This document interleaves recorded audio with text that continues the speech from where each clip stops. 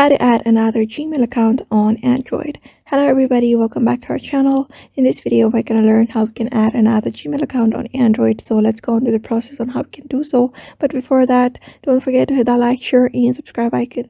So if you want to look up for how you can add another account in Android device specifically, you may just head over to one of the Android apps that is associated with Google. For example, Gmail itself. For this video, I'm using Gmail. You may just use any of the applications such as Google Play Store or other application that is related with Google.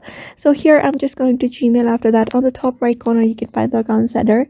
Just tap on it, and when tap on it, you'll be finding your accounts here. So in order to add account, you'll be finding this option called add account here. Just click on add account and you'll be finding this Google and different options. Since we are adding a Gmail, just go on with Google.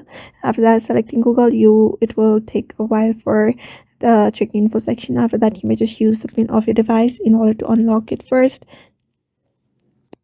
And after unlocking your device, it will load up on your screen.